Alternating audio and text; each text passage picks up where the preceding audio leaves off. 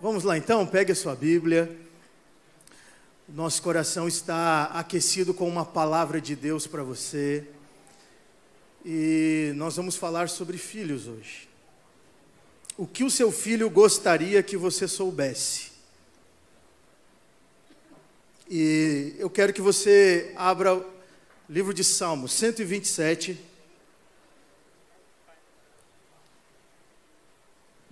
Livro de Salmos 127. O que seu filho gostaria que você soubesse? Vamos lá, Salmo 127. Nós vamos ler hoje.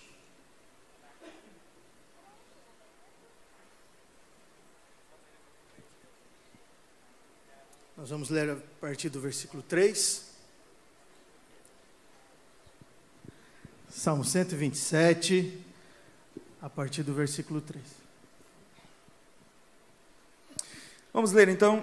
Eis que os filhos são herança do Senhor, e o fruto do útero é a sua recompensa. Como as flechas estão na mão de um homem poderoso, assim são os filhos na juventude. Feliz é o homem que tem sua aljava cheia deles. Não serão envergonhados, mas falarão com os inimigos no portão. Amém. Pode sentar, gente. Pode sentar. Para a gente ser bem didático hoje, pessoal que está aqui no meu lado direito, no meu lado esquerdo, pessoal que está lá em cima, pessoal que está aqui na frente, o pessoal que está lá atrás, ó, tem gente chegando. Para a gente ser bem didático hoje, eu quero que você levante a sua mão direita, sim, todo mundo, levanta a mão direita. Eu prometo que a gente não vai fazer isso muitas vezes, né, Pastor Black? Não. Vamos lá, para a gente ser bem didático, para você decorar, para você gravar o que a gente vai pregar hoje, tá bom? No 3 você vai repetir o que seu filho gostaria que você soubesse, tá bom? Vamos lá no 3, bem forte, 1, 2, 3. O que seu filho gostaria que você soubesse? Tá desanimado, né, Black? Vamos lá, no 3, bem forte, bem bonito, vamos lá, 1, 2, 3. O que seu filho gostaria que você soubesse? Agora sim, uma salva de palmas para todo mundo, glória a Deus! Glória a Deus! Se você tivesse um dom muito especial, esse dom seria a capacidade de descobrir os pensamentos dos seus filhos. Esse dom te daria a habilidade de olhar para o seu filho, olhar para a sua garota e descobrir o que ele está pensando naquela hora. Já pensou você ter esse dom? Você ia chegar no quarto dele, ia olhar para ele, aquela bagunça no quarto, aí você olha para ele e você sabe o que ele está pensando e vai descobrir o porquê que tem tanta bagunça no quarto. Você abre o caderno do seu filho, o caderno da sua filha, aquela tarefa não foi feita, o trabalho de geografia não foi feito, de matemática não foi feito, aí você olhou para a cara da sua filha e você vai descobrir na mente dele o porquê que ele não fez a tarefa. Imagina você ter essa habilidade de descobrir o que os seus filhos estão pensando. Não seria maravilhoso? Não seria extraordinário a gente descobrir os segredos, descobrir aquilo que eles estão pensando? Olha, nós, talvez quando a gente olhasse para o pensamento dos nossos filhos, nós descobriríamos muita bagunça. Talvez você entenderia por que o quarto deles é assim, né? Olhando para o pensamento dele, você entenderia por que algumas coisas na vida dele é assim. Mas nós precisamos também saber que existem coisas que nós nunca saberemos. Nunca os nossos filhos talvez terão coragem de falar, ou talvez eles nem sabem expressar. E talvez a gente choque você um pouquinho hoje aqui, com algumas frases que seu filho pensa, ou que talvez ele até entende, mas ele não consegue expressar. E a primeira dessas frases é: você não me ouve. Vamos lá então. Você não me ouve.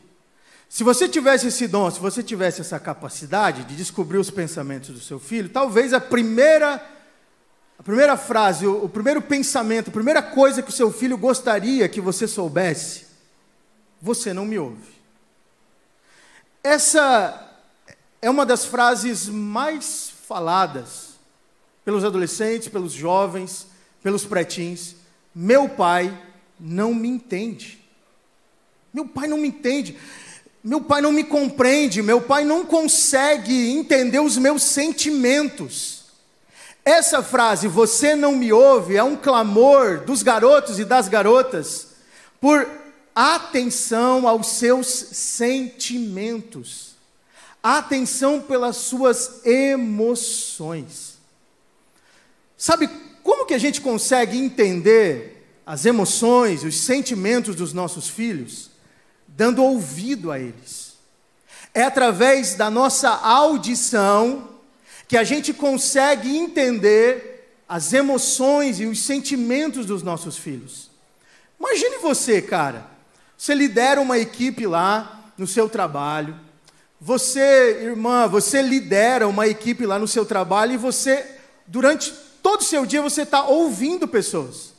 Você ouve o seu chefe, você ouve os seus liderados, você está lá no seu escritório ouvindo pessoas, você que é telefonista, você atende pessoas o dia inteiro, você passa o dia inteiro com paciência, ouvindo pessoas.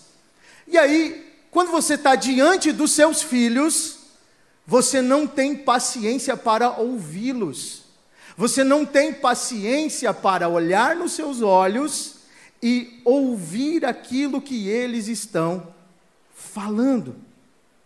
Então, para que a gente entenda os sentimentos dos nossos filhos, para que a gente consiga compreender as emoções dos nossos filhos, nós temos que estar com a nossa audição treinada para ouvi-los, um coração paciente para ouvi-los.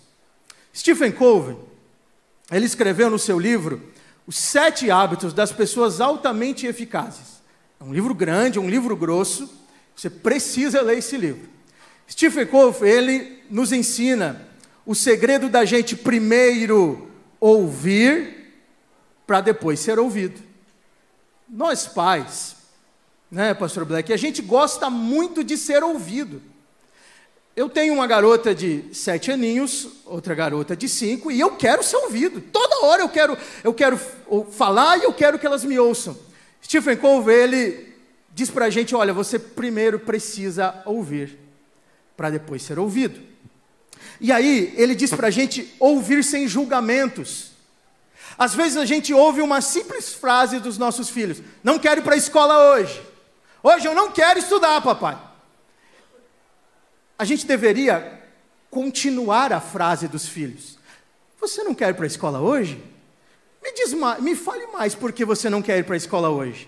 Aconteceu alguma coisa na escola? Senta aqui, eu quero te ouvir mais. Por quê?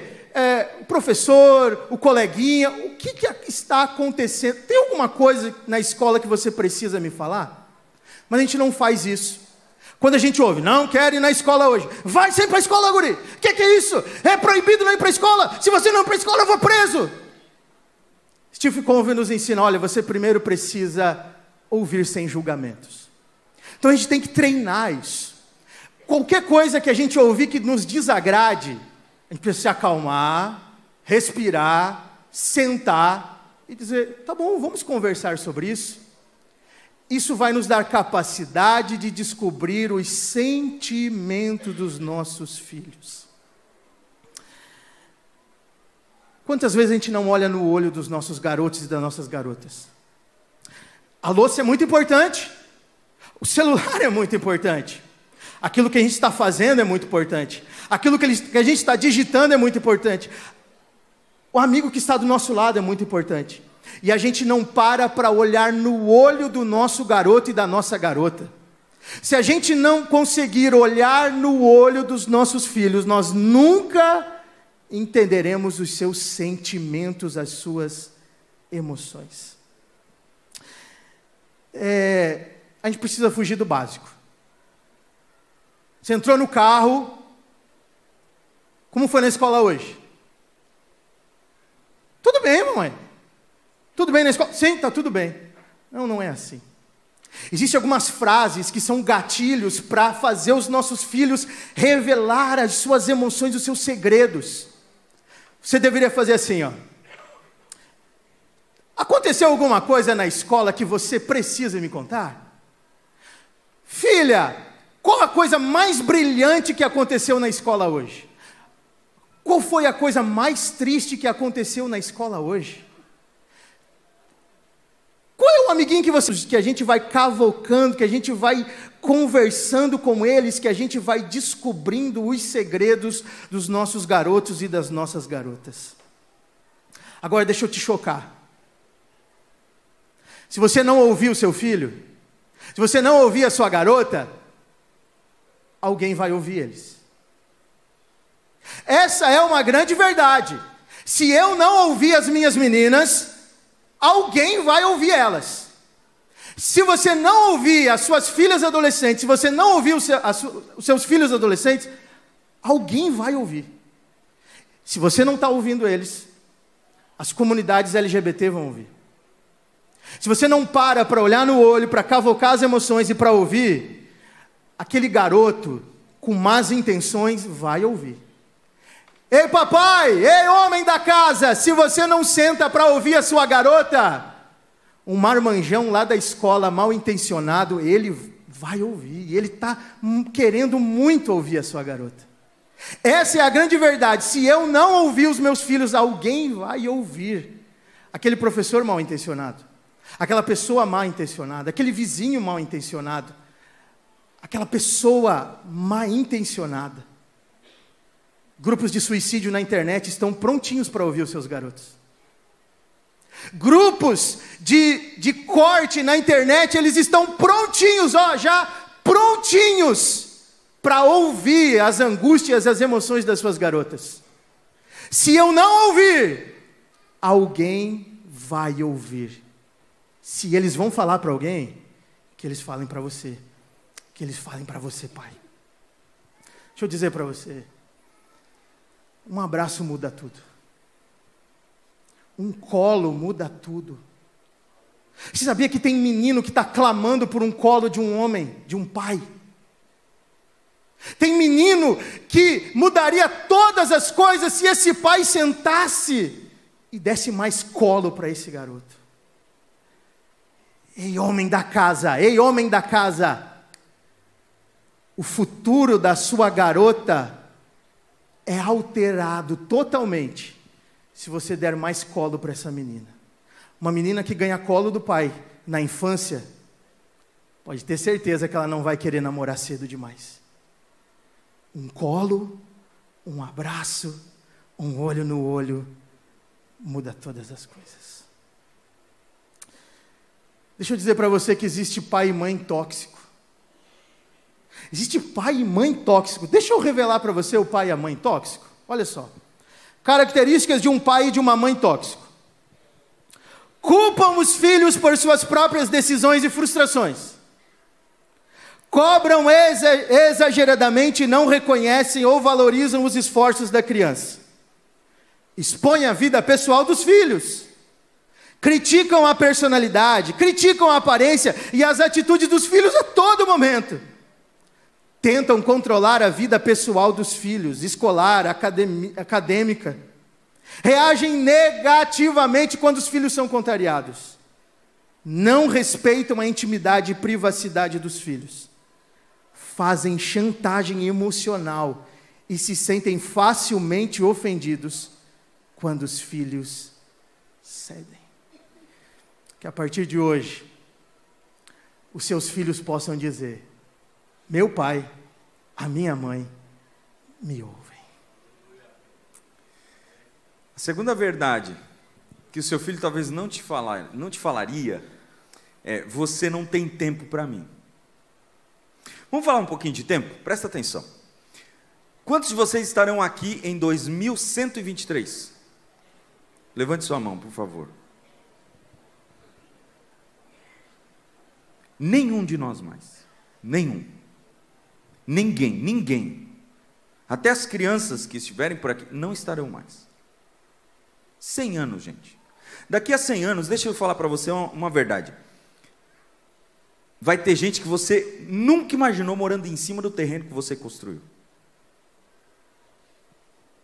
Vai ter gente usufruindo de bens que você usou durante toda essa vida e investiu, aplicou, e tudo isso vai passar para mãos que você nunca viu.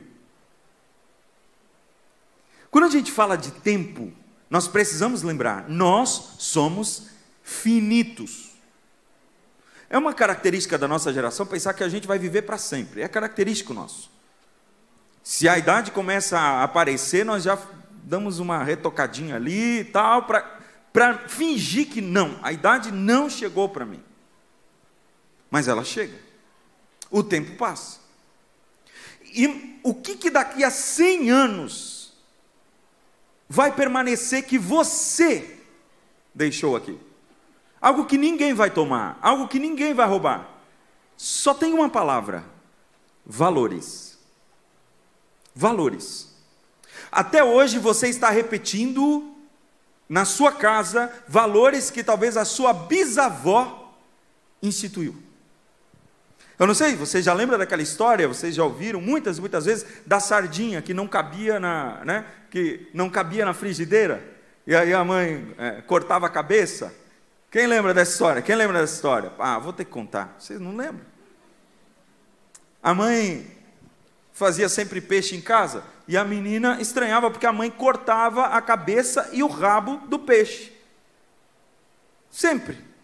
Ela dizia: mãe, por que você corta a cabeça e o rabo do peixe? Ah, não sei, filha, minha mãe fazia assim. Ela dizia.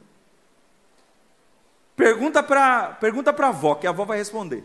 E a avó disse: olha, é porque quando nós éramos jovens, os peixes eram maiores e as frigideiras menores.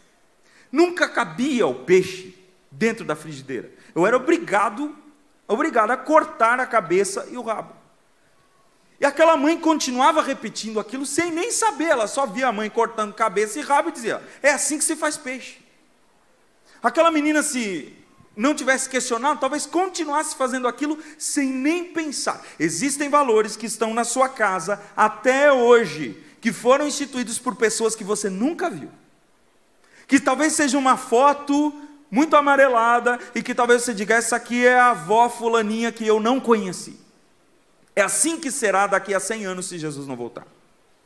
Uma coisa você pode deixar para daqui a 100 anos, que não seja casa, carro, bens: valores. E valor só se transmite de um jeito: tempo.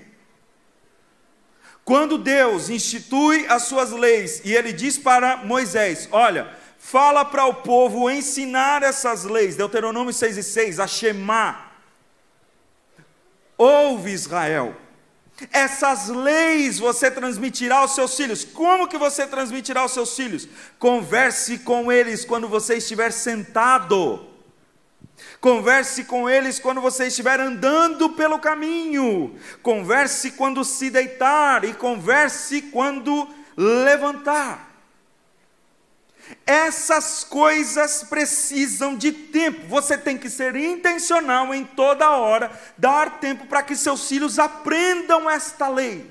Deus estava dizendo: você vai deitar, ensina esta lei. Você vai levantar, isto é, tanto na horizontal quanto na vertical, não importa a posição, você está ensinando aos seus filhos, você está dando a eles as leis, porque você está dando do seu tempo.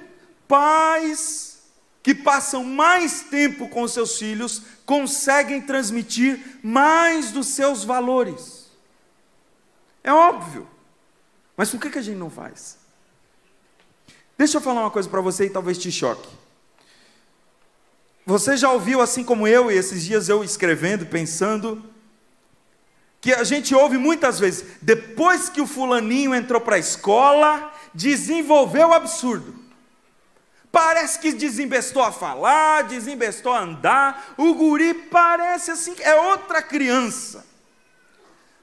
Aí a gente pensa que as crianças desenvolvem melhor quando estão longe. Mas, irmão, deixa eu te contar que é um mito absurdo isso. Sabe por que o fulaninho desenvolveu melhor, irmão? Vou te contar. Até os 4 anos, vamos falar para pais de crianças menores. até os 4 anos, o desenvolvimento neurológico do seu filho, ele é um negócio acelerado. Aceleradíssimo. E sabe o que está por trás da frase? Depois que o fulaninho foi para a creche, para a escola, para não sei aonde, ele desenvolveu, é porque você não estava lá, quando ele estava fazendo coisas que ele faria ao seu lado. Aí ele aprendeu a andar nos braços de uma estranha. Ela que foi lá e teve que fazer, vem, não tem medo, mas espera aí, tem a outra aqui para cuidar, espera aí, tem a outra aqui para pegar, vem, não tem medo, pô! E aí quando ele chegou em casa, dando os seus passinhos, você disse, como isso? Uau! Que desenvolvimento! Mas o que está por trás é, você não estava lá. Você não estava lá. Ele estava na vovó. Ele estava na titia, ele estava com outras pessoas, quando de repente ele aprendeu a falar aquela frase, mas se estivesse com você, ele também falaria. Vocês estão me olhando com uma cara, Jesus querido. Criança é uma só vez. Criança só é criança uma vez na vida. Nós decidimos falar para pais hoje aqui, porque nós sabemos que nós precisamos resgatar tempo com nossos filhos. Criança é só uma vez, irmão. Só uma vez. Criança não é calopsita. Eu tenho uma calopsita lá em casa para minhas filhas. Gente, a calopsita é um bicho esquisito, gente. Você deixa ela lá, a nossa mesma, ela não é barulhenta. Ela é quietinha, gente. Fica lá. Se der comida, está tudo bem. Se não der comida também, está tudo bem. Ela vai ficar lá. Talvez ela morra. E a gente encontra ela quietinha, lá no canto dela, irmão.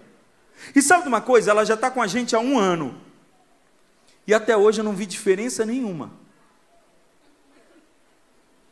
Ela é a mesma. Não muda nada, a mesma cor, o mesmo tamanho. As penas crescem de vez em quando um pouquinho, mas é a única coisa que eu digo assim, como desenvolve a minha calopsita. Porque nem falar aquele bicho fala. Nada. Só dá despesa mesmo, só raçãozinha. Sabe quanto tempo ela vai viver? 15 anos. No mesmo lugar. Do mesmo jeito. Vai inchar um pouquinho as patinhas dela, talvez venham algumas manchinhas assim nas penas dela, mas ela vai ser a mesma bichinha. Daqui a 15 anos, como serão minhas filhas? Não faço ideia. Filho não é calopsita. Que você pega, faz um afaguinho no cocuruto, daí de vez em quando ela aceita, beleza, aceito, e depois a gente vai embora e diz, fiz minha parte. Filho exige tempo. Tempo, você precisa dar tempo. Aí você vai dizer, pastor, eu trabalho. Eu não tenho todo o tempo do mundo. Deixa eu dizer, que talvez quando você ficar idoso, os seus filhos vão falar a mesma coisa. Vocês me perdoem, eu trabalho, não posso dar a atenção que vocês precisam. Porque tem uma lei, a Bíblia diz, Deus não se deixa escarnecer. Tudo aquilo que o homem plantar, isto também colherá. Aí às vezes a gente pensa, puxa, mas por que tem pais que parece que carece, ninguém dá atenção, mas também o tempo todo são desculpas. O materialismo se torna senhor dos nossos relacionamentos, aí por causa do iPhone novo eu sacrifico um tempo com meu filho. Tá, mas espera aí, para que você quer esse sítio? Para passar mais tempo com meu filho. Mas na verdade ele vai ter que ficar lá limpando aquilo toda vez, e eles nunca vão aproveitar aquele lugar. Talvez seja a hora, gente, eu não ia falar isso, mas eu preciso, movido pelo Espírito Santo, que eu creio que ele está nesse lugar. Talvez seja a hora de você reduzir algumas coisas do seu padrão. Porque é só uma vez. Não volta mais. A gente precisa parar de dizer assim, eu morro pelos meus filhos, pastor Ricardo. Porque nem para abrir mão de algumas coisas a gente abre. Eu morreria por eles. É mesmo, irmão? Então abra mão de algumas atividades para passar mais tempo com ele. Ah, não, isso não. Então, o seu filho, se ele pudesse dizer para você, ele diria assim: você não tem tempo para mim. Olha só como você vive. Olha só como você vive. Dentro de poucos anos, escreve isso, irmão. Eu estou olhando para cada rostinho aqui. Vocês vão mudar tanto, gente, porque eu mudei. Tá doido? Eu sou nada a ver com quem eu era há 20 anos atrás. Nada a ver, nada a ver. E daqui a 20 anos ou 30 anos eu também serei nada a ver com quem eu sou hoje. As células do meu corpo já não serão mais nenhuma as mesmas. Nada a ver. Nada a ver. E daqui a 100 anos, irmão, talvez a única memória que você tenha de você é uma foto. A única. Amarelada lá na parede e todo mundo passa: quem é esse aí? Sei não. Sei não.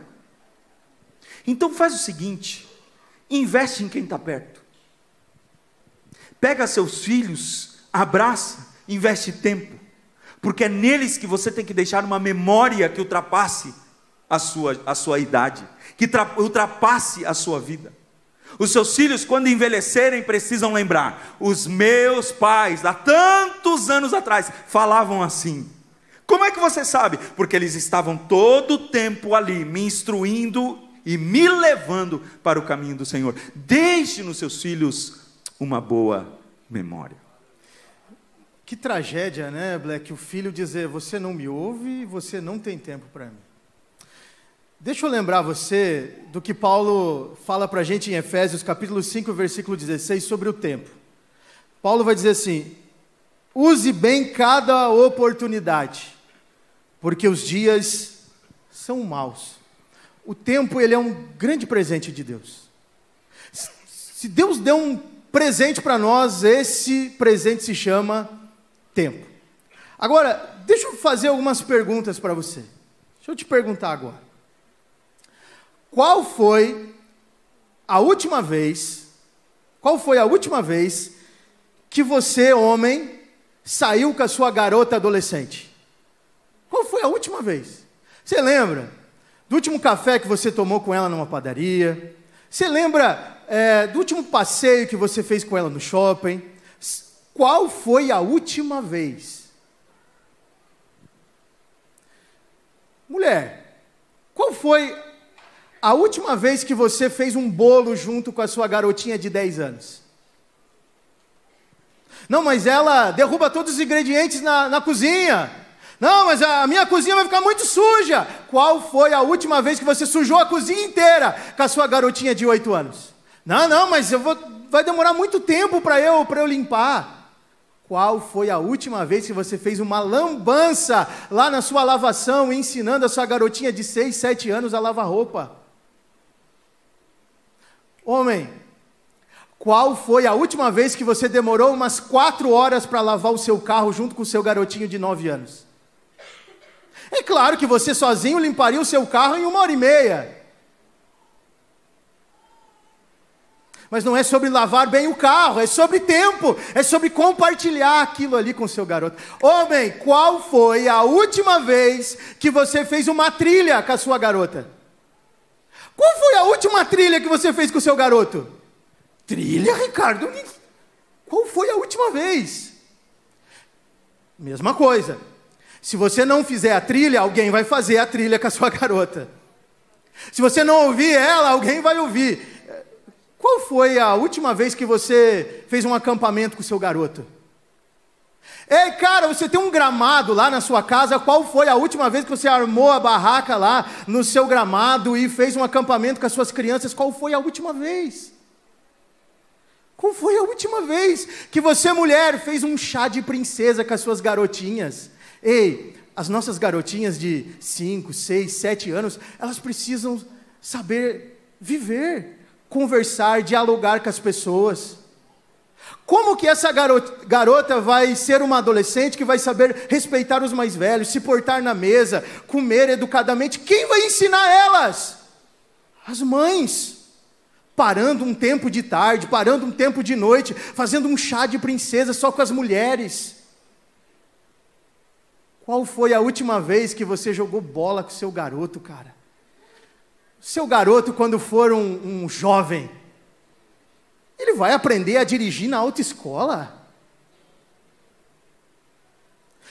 Quando seu garoto for um jovem, ele não vai saber pescar? Ele não vai saber bater numa bola? Ei, qual foi a última vez que você sentou para jogar videogame com seu filho, cara? Qual foi a última vez? A gente precisa rever o cronograma diário da nossa casa. Olha para sua esposa aí e diga: a gente precisa. Tá fraco? Diga: a gente precisa rever o cronograma da nossa casa. Vamos lá. Se a gente conversasse com as nossas esposas, como que a gente pode trabalhar melhor o tempo aqui na nossa família? Como que a gente pode dedicar melhor o tempo aqui para os nossos filhos? E aí você deveria chegar a um acordo com a sua esposa. E o acordo seria o seguinte: a gente precisa dedicar mais tempo para a leitura aqui na nossa casa. Qual foi o último livro que vocês leram em família?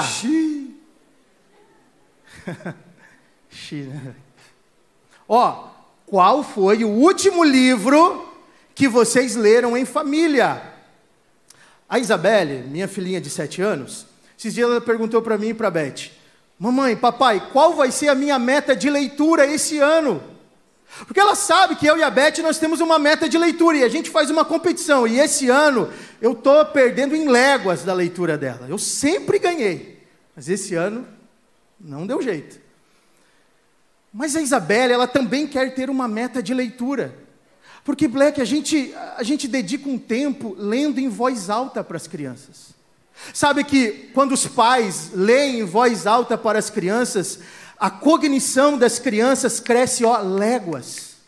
Imaginação, cognição, capacidade de argumentação, memorização. Gente, vai longe, vai longe. Só pelo fato de ler para elas. Então, rever o cronograma diário para colocar esse tempo de leitura para os filhos. Colocar o tempo de leitura bíblica para os filhos. Ei, seu garotinho de 10, de 11 anos, não leu o Novo Testamento ainda? Gente, a sua garotinha, o seu garotinho, o seu filho adolescente não leu a Bíblia toda ainda? É claro que ele não vai levar, no seu cronograma diário da sua família, não tem tempo de leitura bíblica. Não tem. Então assim, converse com a sua esposa. Qual vai ser o tempo no nosso dia que nós vamos ler para os nossos bebês? Nós vamos ler a Bíblia para os nossos filhos. Qual o tempo que nós vamos tirar de leitura? Existe um projeto aqui na nossa igreja, Igreja The Blue, se chama Clube Discipular. Eu quero. Eles estão aqui. Fique de pé, o Eduardo e a Maiara, fique de pé, por gentileza. Esse casal, eles são membros aqui da nossa igreja. E eles têm um projeto chamado Clube Discipular. Clube Discipular. Você é obrigado, mas, meu irmão, você é obrigado, ao final do dia de hoje, pesquisar lá no Instagram. Clube Discipular. O Clube Discipular, ele disponibiliza um material para os pais. Material mensal, por R$19,90. Então você... É baratíssimo, né, Black? É ilusório, R$19,90. Você tem um material mensal para dedicar um tempo de estudo bíblico com os seus filhos. Você precisa rever o seu cronograma diário para ter esse tempo de leitura, esse tempo de dedicação com os filhos. Ei, sabe qual é o aparelho que está em destaque nas nossas casas? A televisão. A gente prepara a nossa sala, a gente compra um sofá bem caro, Black, e a gente decora a nossa sala, e aí a gente compra uma televisão bem grande. E a televisão é o destaque das nossas casas. O que você acha de preparar uma cesta de livros? Tira a televisão de destaque e coloca uma estante de livros de destaque na sua casa. A nossa sala é o melhor lugar da nossa casa. Então vamos colocar uma estante de livros bem grande na nossa casa. Você que tem crianças pequenas, coloque uma estante pequena que seja acessível para as suas crianças pequenas. Sabe uma cesta de frutas? Sabe cesta de frutas? Quem conhece cesta de frutas? Faz tipo uma cesta de frutas e enche de livros para os seus filhos, acessível para os bebês, para as crianças pequenas, os livros ficarem acessíveis para os seus filhos. Incentive a leitura, o estudo bíblico, incentive eles. Ei, seja intencional com as suas palavras, seja intencional na influência com seus filhos, na hora que você dedica o seu tempo. Deixa eu dizer para você, até quando você vai contar com a sorte? Até quando você vai contar com a sorte? Como assim, Ricardo? Eu quero que o meu filho tenha uma boa namorada. Então eu conto com a sorte de que ele vai conseguir uma boa namorada, mas nunca dedica tempo ensinando critérios sobre namoro. O que é uma boa namorada? O que é um bom namorado? Filtros de escolha. Não, ele vai conseguir uma boa. Eu conto com a sorte de que ele vai conseguir um bom casamento, mas nunca para dedicar tempo e ensinar o que é um bom casamento. Até quando você vai contar com a sorte de que os seus filhos vão conseguir um bom emprego? Não, vai dar certo. Nunca sentou para ensinar o que é um bom emprego, padrões de emprego, chamada, propósito. Até quando você vai contar com a sorte de que os seus filhos vão se guardar até o dia do casamento? Não, eles vão ser santos, eles vão se guardar até o dia do casamento. Mas nunca dedicou tempo para ensinar sobre sexo antes do casamento, sobre santidade. A sorte não chegará se você não dedicar tempo semeando na infância. Não, meu filho vai ser um crente piedoso, mas nunca dedicou tempo ensinando sobre oração. Nunca dedicou tempo ensinando sobre leitura bíblica. Nunca dedicou tempo. Ele nunca vai se tornar um crente piedoso. Não, meu filho na adolescência vai ser batizado com o Espírito Santo. Não, meu filho, quando for jovem, vai fluir nos dons. Não vai. Você nunca dedicou tempo na infância explicando sobre fluir dos dons, sobre batismo no Espírito Santo, sobre línguas estranhas. Meu filho, quando for jovem, vai ser um dizimista. Não vai! As sementes precisam ser lançadas na infância com dedicação de tempo. Uma outra coisa que o seu filho, talvez ele não fala para você, mas ele pede, lá no seu pensamento, talvez no seu inconsciente, você precisa me dar limites. Eu quero, eu preciso. A nossa cultura não gosta de autoridade. Ninguém gosta. Ninguém gosta de estar sob autoridade e ninguém gosta de ser autoridade, gente. Não é verdade que a gente gosta de ser autoridade. É muita responsabilidade. Muita responsabilidade. Só que assim, pais e filhos estão no mesmo barco. Pais se sujeitam à autoridade de Deus, filhos se sujeitam à autoridade dos pais e de Deus.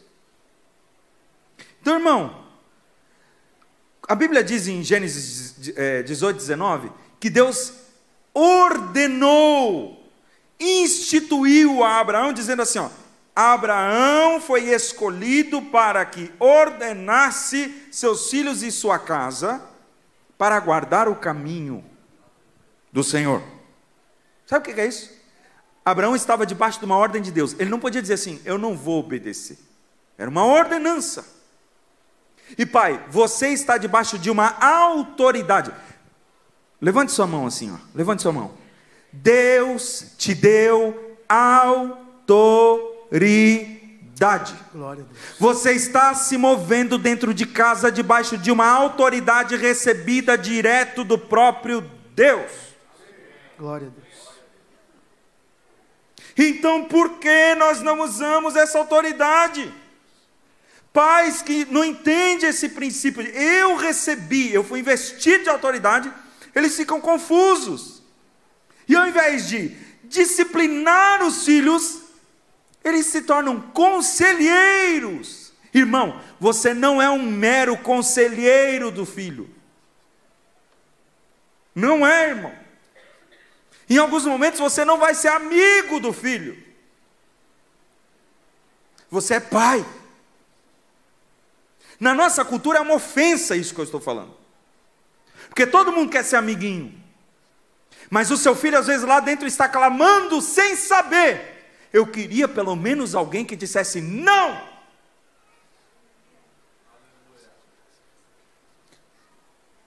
O que você quer comer, filho? Se não tiver isso aqui, você pode comer isso aqui. Mas se você não gostar, a gente acha alguma coisa para você comer. E ele vai pensar que na vida todo mundo para ver o que ele quer comer. Ele vai viver a vida inteira acreditando que o mundo deveria estar assim atrás dele. Quer comer, reizinho? Eles apanham tanto, Ricardo. Eles apanham tanto. Eles sofrem tanto. Porque nunca ninguém disse para eles, não é assim. Eli nunca disse para os seus filhos, não é assim que vocês devem fazer. Aliás, ele só disse não é assim, mas nunca disciplinou os filhos. Nunca foi firme com os seus filhos, dizendo, na minha frente vocês jamais, não vão mais continuar fazendo isso. Não, é só, como um conselheiro que sou, não é bom o que vocês estão fazendo. Irmão, autoridade não é sua, foi Deus quem instituiu sobre você, irmão. Você acha que, é que eu... Não, irmão, se você não usa dessa autoridade, você está pecando. Como é que eu digo não para o meu filho? Olha para a cara dele e diz, não.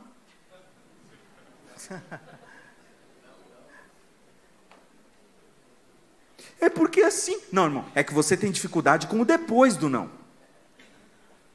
Você não quer ver a birra, você não quer ver o jogar no chão, você não quer ver se trancar no quarto, você tem dificuldade. Eu entendo, irmão, eu também tenho dificuldade.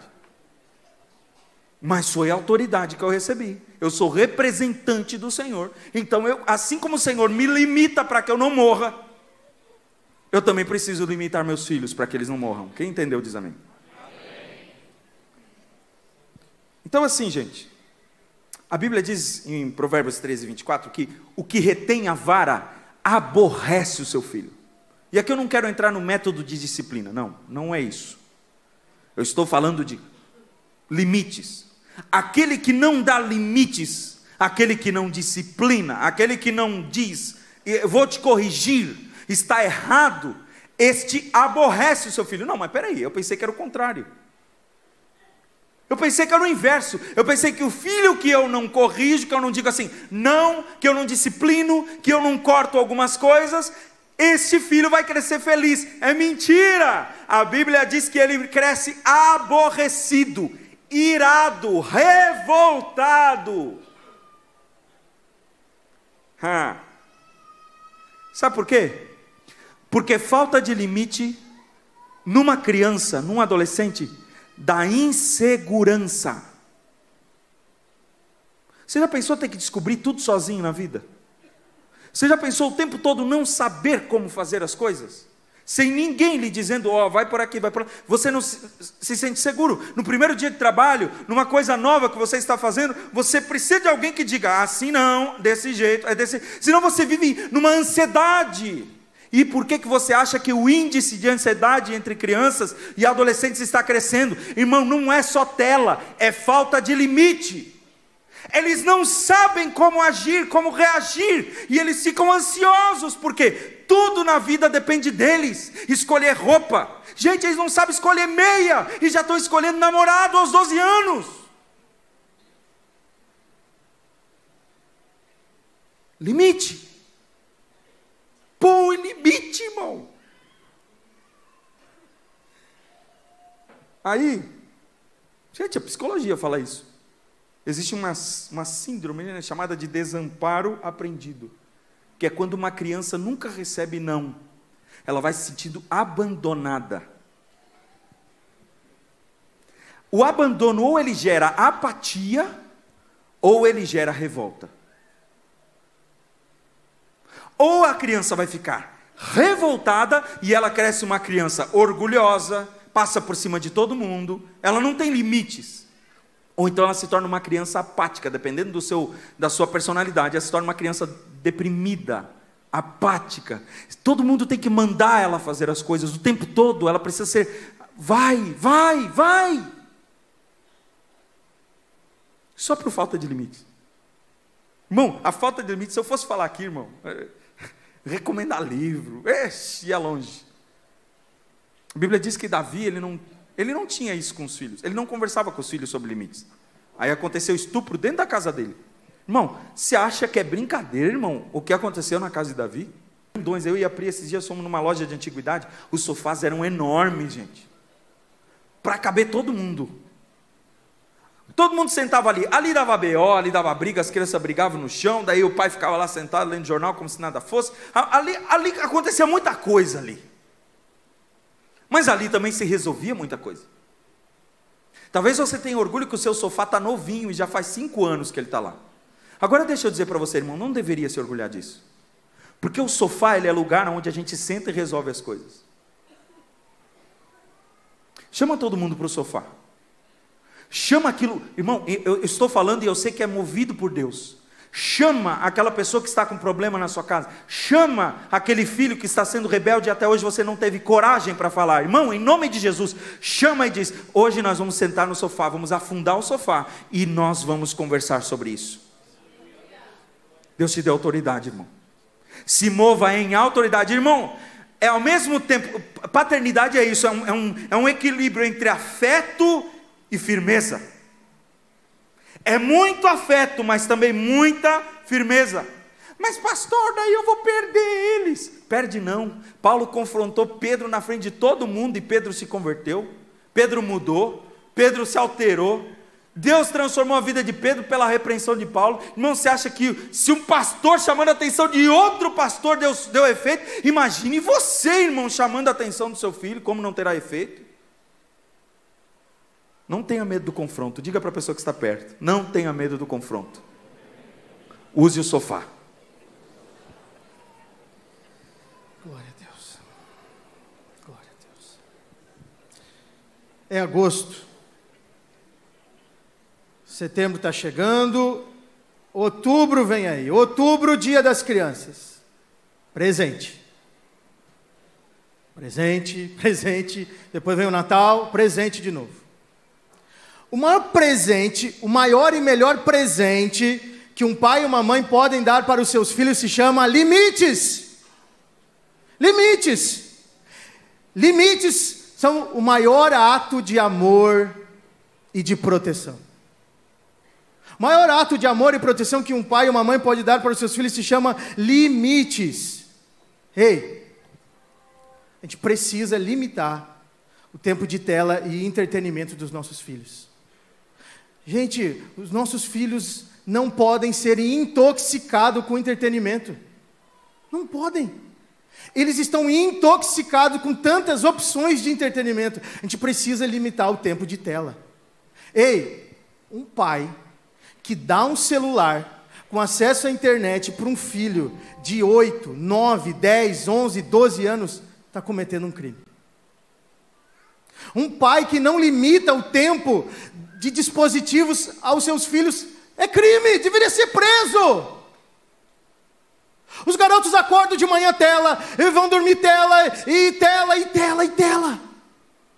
Esses dias eu estava vendo um influencer, eles estavam na Disney. Eles estavam na Disney e os filhos assistindo um vídeo de um filme da Disney.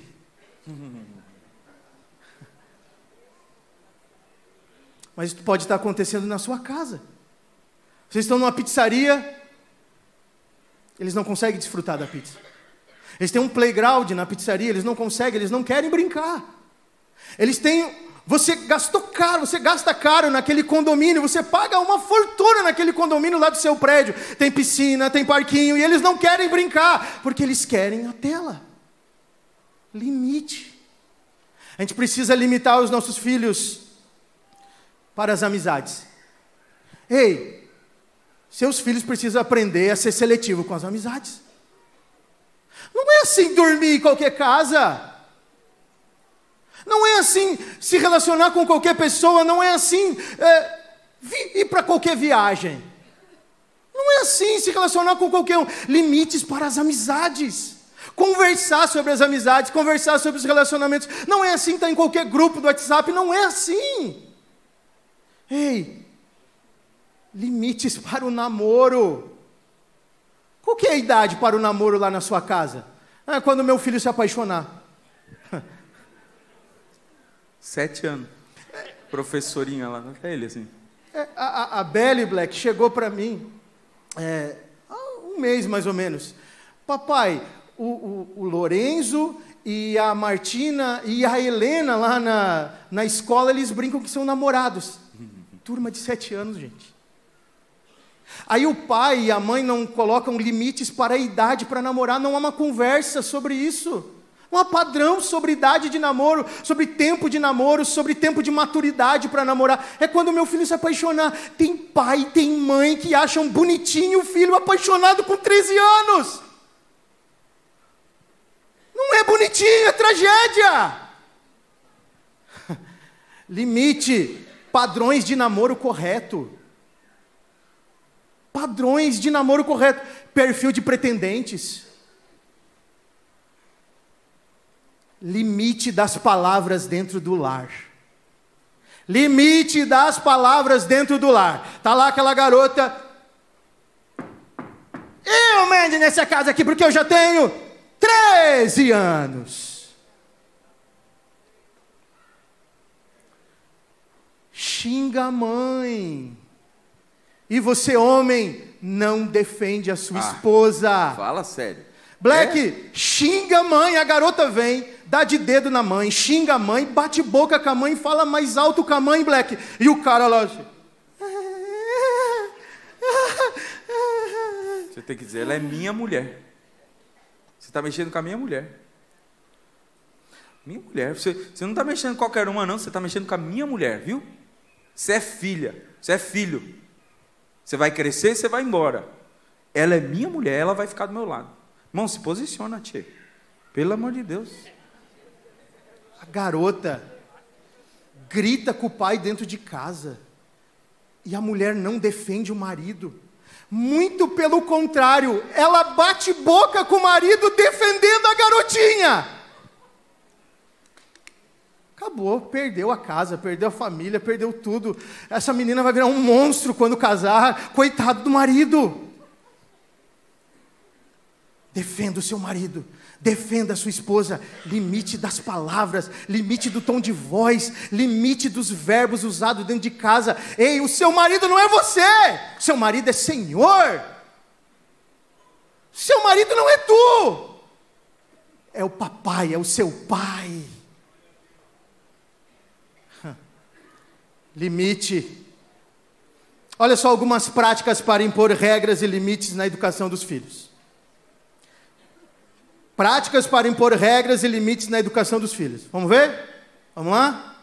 Olha só. Nunca suborne os seus filhos. Nunca suborne. Evite punições extremas e severas. Esteja aberto ao diálogo. Estabeleça acordos. Não faça ameaças. Cumpra as consequências que foram estabelecidas. Jamais questione a autoridade do cônjuge. Limite sim. A agressão, nunca.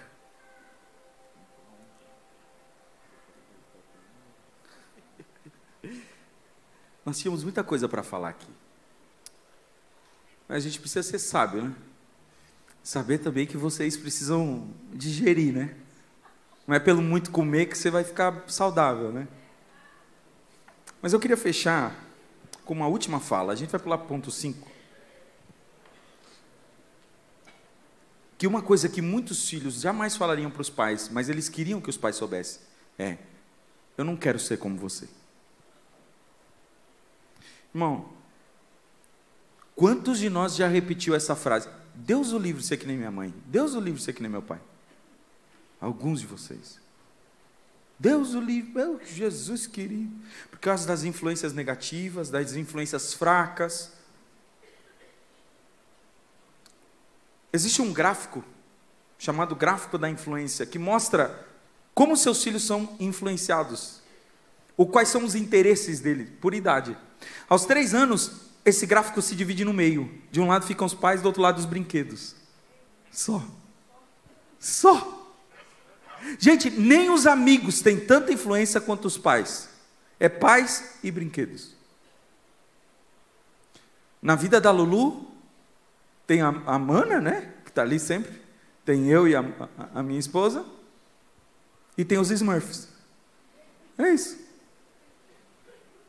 Tem 2 anos, vai fazer 3. É isso que existe na vida dela. Agora, aos 7 anos, já tem a Ellen, por exemplo, tem 7, já tem videogame. Ela gosta. A antiga, mas gosta, né? A gente tem um simulador de Super Nintendo. Para os antigos. Aí tem as amigas, agora sim, ela ouve as amigas e faz coisas, às vezes influenciada pelas amigas. Daí tem a música. Aí começa a envolver algumas coisas. Mas agora, gente, isso lá para os 15 anos, gente, o gráfico fica um absurdo, assim. Se eu pudesse mostrar, os pais viram um pedacinho, assim, ó. No meio de influencer, mídias sociais, música, festa, comida, moda e um monte de outras coisas, os pais ficam espremidinhos lá no meio. Sabe o que eu quero dizer com isso? Você precisa aproveitar enquanto você é a única e mais poderosa influência. Porque se você não for o modelo, alguém vai ser. Ainda que as pessoas não se coloquem como modelo, o seu filho procura modelos, ele vai encontrar. E a Bíblia diz, o livro, se você for ler o livro de Juízes, por várias vezes a Bíblia fala o quê? E cada um fazia o que achava bem a seus próprios olhos, porque o tempo todo nós estamos procurando modelos. Se um dia ser careca como o pastor Ricardo, né, for a moda principal, gente, até eu vou ser careca. Nós estamos procurando modelos o tempo inteiro, e as crianças mais ainda. Por isso que o apóstolo Paulo diz: sede meus imitadores, como eu sou de Cristo, 1 Coríntios 11. Por quê? Porque a igreja também procura os seus modelos. Seus filhos procuram os seus modelos. A maioria das coisas que nós aprendemos é por imitação, gente. Então, se nós aprendemos por imitação, deixa eu dizer uma coisa para você: você é muito mais parecido com seu pai do que você acha. Você é muito mais parecida com a sua mãe do que você pensa. A gente só vai descobrir isso quando está chegando perto dos 40, né? Meu Deus, mas eu estou falando igualzinho. Às vezes eu brinco com as minhas filhas: mas Ellen, aí eu lembro do meu pai. Meu Deus, ele falava igualzinho. Ele me chamava de Jona. Jona! O mesmo mugidinho assim. Eu me vi. O seu filho, ele quer ser parecido contigo ou ele não quer ser parecido contigo? Ele diz como você diz a respeito dos seus pais: não, Deus me livre, eu não quero. Ou ele diz: eu queria. Alguma vez você já ouviu seu filho dizer: eu quero ser como você?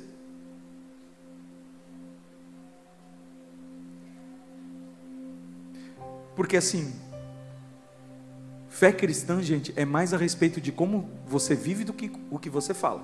Você sabe disso. Uma vez, porque a gente lá em casa impõe limites, né? Chama atenção, e a Luísa era pequena ainda, eu me lembro disso. A Luísa, eu estava fazendo ela dormir, tentando fazer ela dormir. Aí eu andava pelo corredor para lá e para cá, andando com ela e tal, tentando fazer ela dormir. E de repente, gente, no escuro, andando com ela, de repente eu tropeço um par de sapatos da Ellen. Gente, já era madrugada, eu fiquei com muita raiva. Eu pensei: cara, amanhã ela vai ouvir. Amanhã ela vai ouvir. Daqui a pouquinho, outro.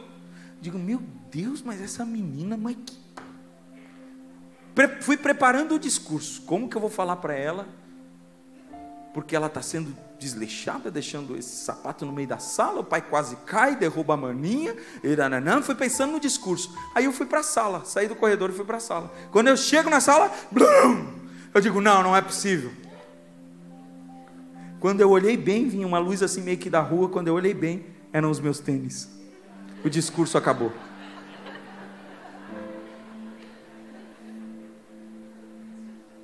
Irmão, não adianta. Os nossos filhos repetem exatamente o que eles veem. Por isso, irmão, a gente não pode ensinar os nossos filhos além do que a gente vive. Irmão, não é o seu discurso, irmão. Não tem a ver com o seu discurso. Quantas vezes a gente vê pais dizendo assim, meu filho não ora, mas irmão, ele nunca vê você orando, ele não vai além disso.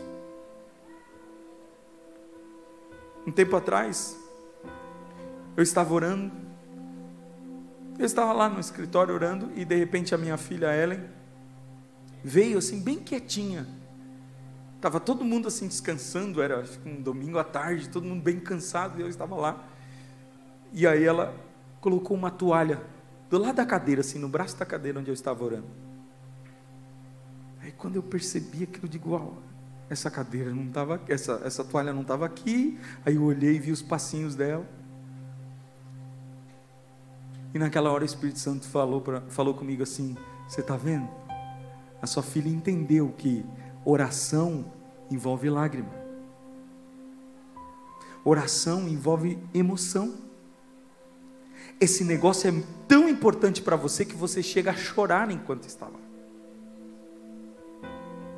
Irmão, a ligação emocional é imprescindível quando se trata de fé, irmão. Cada dia mais a gente está descobrindo, estudando cosmovisão, minha esposa fazendo pós-graduação, nós estamos descobrindo, cosmovisão tem a ver com um compromisso do coração. E a maioria dos nossos compromissos são assumidos, debaixo de emoção, irmão. Quando foi a última vez que você se emocionou na igreja, diante de Jesus? Seu filho está vendo. E ele diz, puxa, se é tão bom assim esse negócio para o meu pai chorar, cara, então esse negócio é bom mesmo, deixa eu ir. Deixa eu ir. Seu filho quer ser crente como você? Porque talvez você está esperando que seu filho seja melhor do que você, mas irmão, é muito difícil que ele vá sem essa ligação, sem esse impacto emocional. Uma vez eu estava no supermercado e de repente veio uma moça que cresceu comigo na igreja. Gente, nós crescemos, ela veio, Black, e nós nos abraçamos. E aí ela começou a contar a história dela. Eu saí da igreja, eu casei, não deu certo o meu casamento, hoje eu moro com uma outra mulher, a gente tem os nossos filhos, tudo lá, tudo meio junto e tal, vivemos numa relação homossexual, enfim. E eu conversando com ela, querendo instigar, e de repente entrar num lugar onde eu pudesse chamar ela de volta para o caminho. E ela disse assim, eu não posso nem lembrar do tempo de igreja. Eu falei, mas por quê? Ela disse, 1 hora nós tínhamos que orar lá em casa. 1 hora, nós botávamos o disco do pastor da nossa igreja, colocava o copo de água em cima e orava por 1 hora. Os pais só cobravam, só diziam, tem que orar, todo dia 1 hora. Aqueles meninos, quando cresceram, eles não quiseram mais nem saber daquilo. Foi cada um para um lado, explodiu. Psh. Irmão, as crianças, os filhos, os adolescentes, eles não precisam apenas saber o que é certo. Eles querem saber se o certo toca teu coração. Eles querem saber se aquilo que você vive é verdade. E sabe como a gente mostra que é verdade? Quando tem emoção envolvida, irmão. As minhas filhas lá em casa todo dia acordam com a minha esposa orando alto. Ela gosta de orar alto e ela não tem vergonha de orar alto. Eu já sou mais tímido. Ela ora alto. E as minhas filhas sabem. Às vezes elas estão lá do lado assim, lendo um livrinho e ouvindo a mãe chorar, falar em línguas. Porque, irmão, não tem outro jeito de nós passar esse negócio. Talvez você esteja preocupado assim: puxa, será que a fé dos meus filhos vai parar aqui, irmão? Deixa eu te dizer uma coisa. Se isso for forte no teu coração, não vai parar. Se isso for intenso no teu coração, não vai morrer, irmão. Eu tenho irmãos que estão fora da igreja, mas todos eles sabem como era ter uma mãe profeta dentro de casa, como era ter uma mãe que orava dentro de casa. Todos eles sabem. Minha mãe não tinha vergonha de se manifestar em profecia na mesa, gente. Eu tinha um medo disso. Ela não tinha vergonha. Daqui a pouquinho...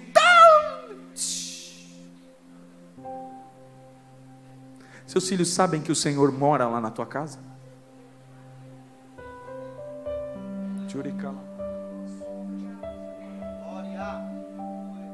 Sua família sabe que o Senhor é o dono do seu coração?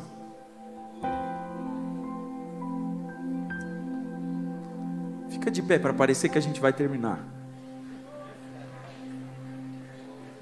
Esses dias, eu e a Beth estávamos orando no nosso quarto. E de repente a Beth diz assim: Senhor, eu quero te sentir.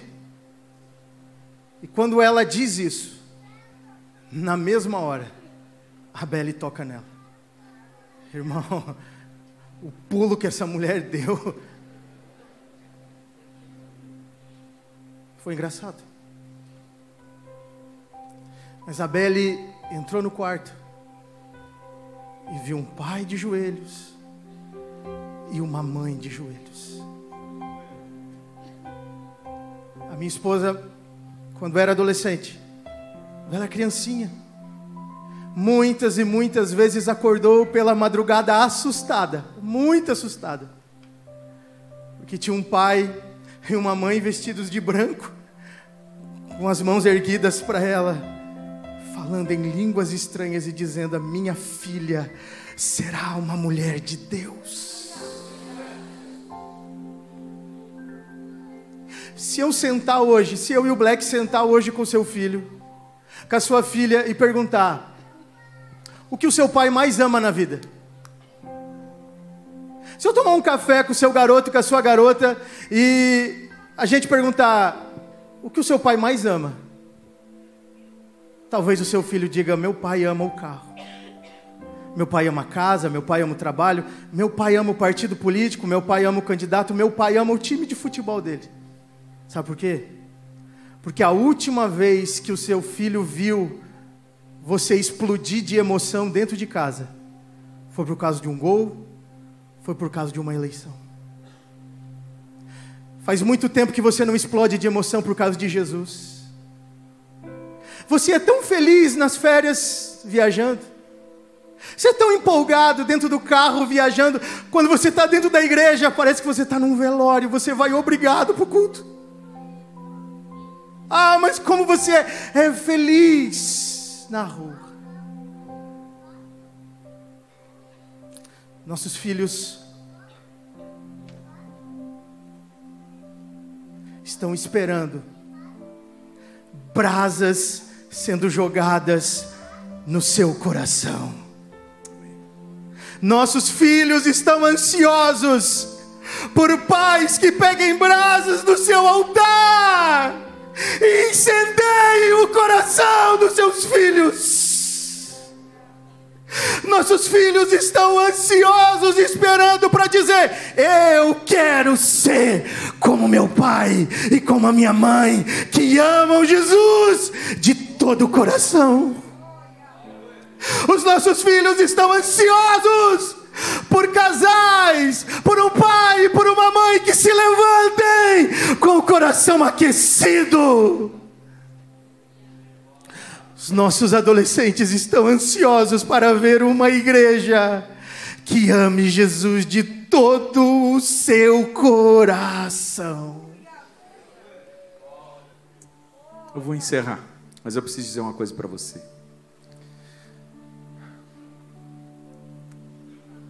Vai haver recompensa para o seu esforço. A Bíblia diz: tudo quanto fizerdes, que vocês façam para o Senhor, porque é dele que vocês receberão a recompensa. Irmão, pensa nisso.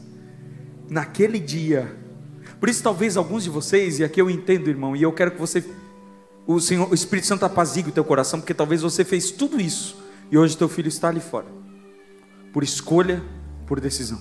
Deixa eu dizer uma coisa para você. De Deus você receberá a recompensa. De Deus você receberá a recompensa. A sua recompensa não é o seu filho, irmão. Tem gente que acha que o filho é que é a recompensa.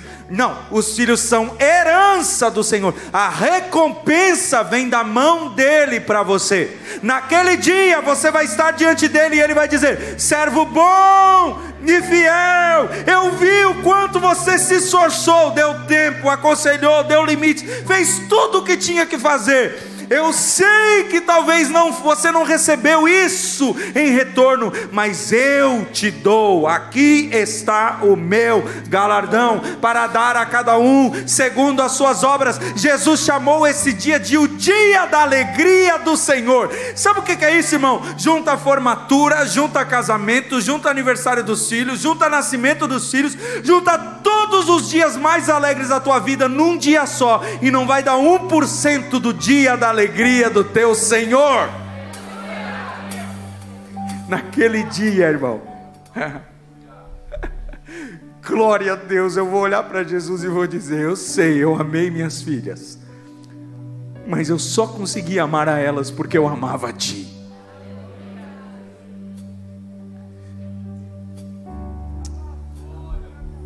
Talvez teus filhos estão fora do caminho do Senhor, e nós vamos orar por isso também.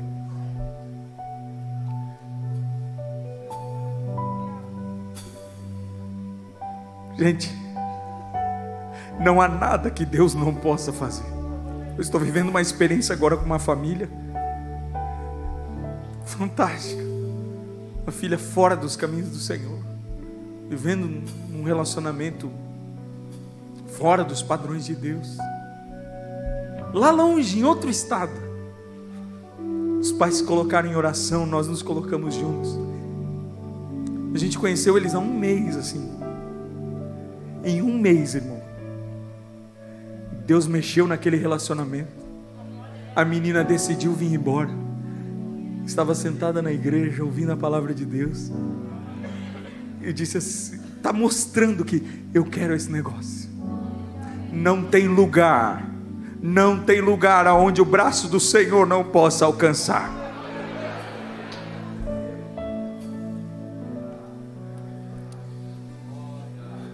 Aleluia. Vire para sua esposa aí agora. A gente vai orar, entendendo que a oração muda as coisas.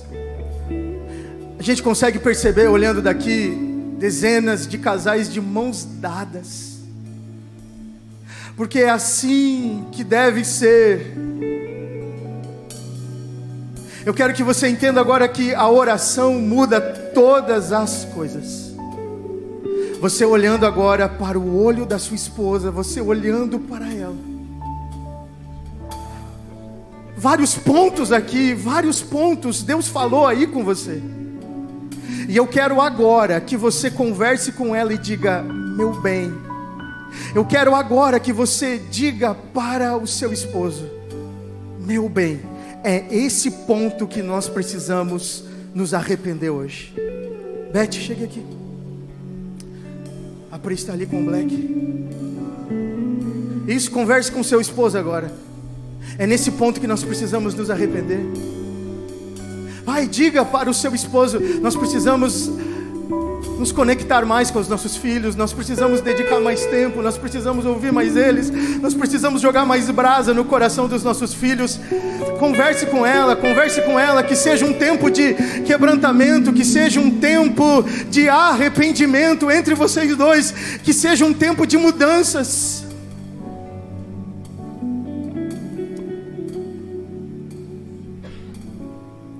Deus, hoje nós estamos aqui com o nosso coração aquecido diante do Senhor.